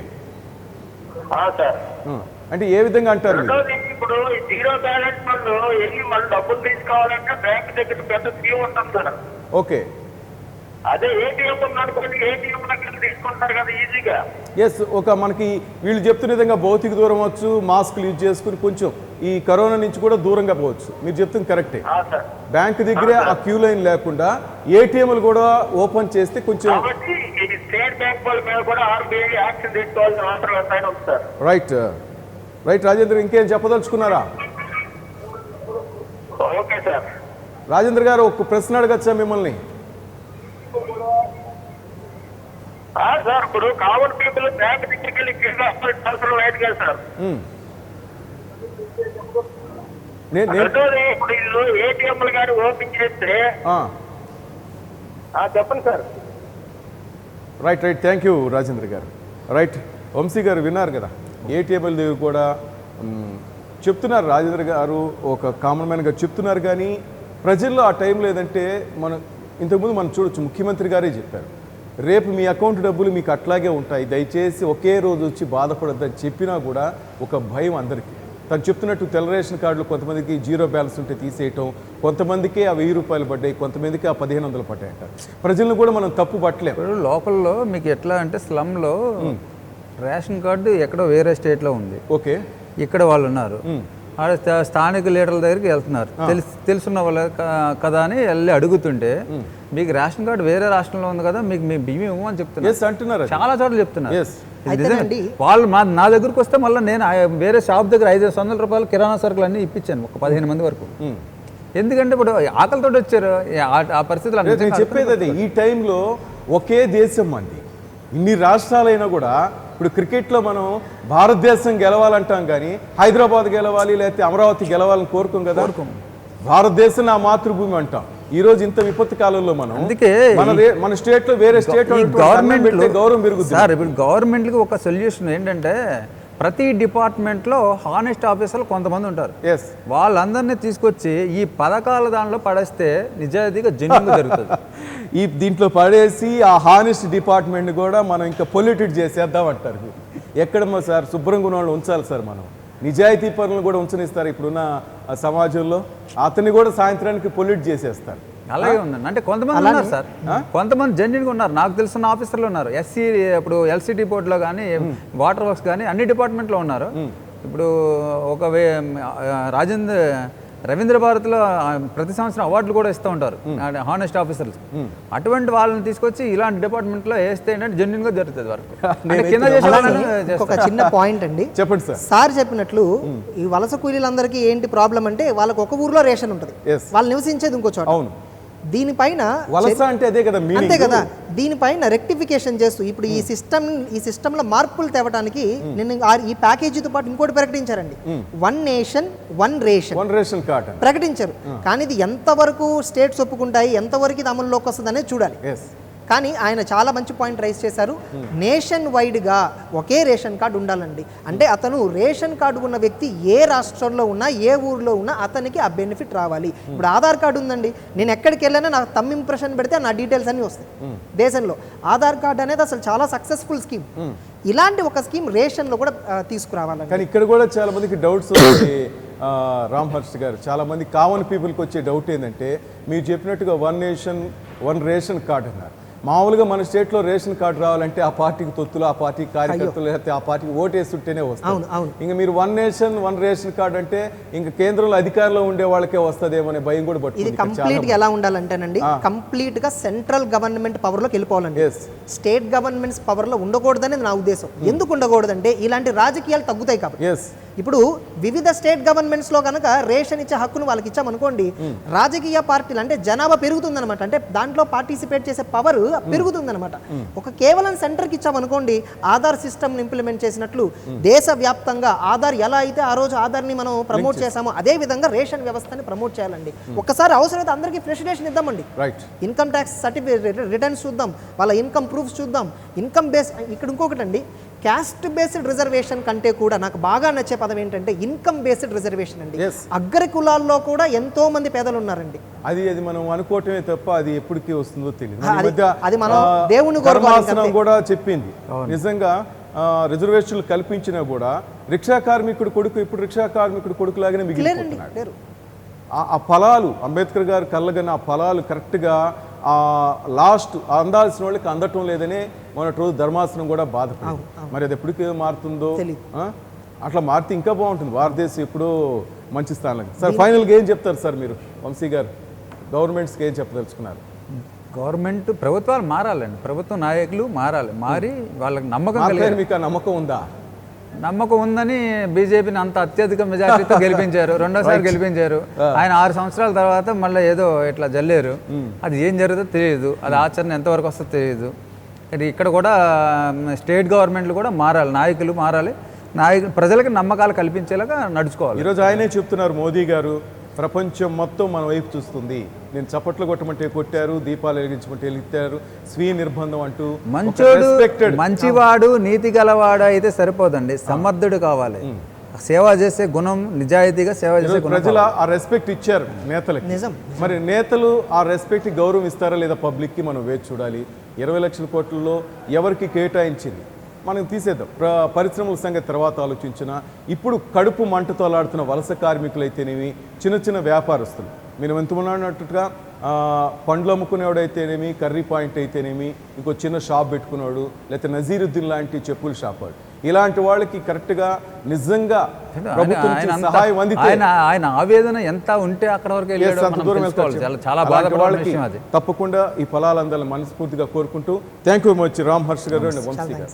Right, that's all for now. Keep watching 99 TV.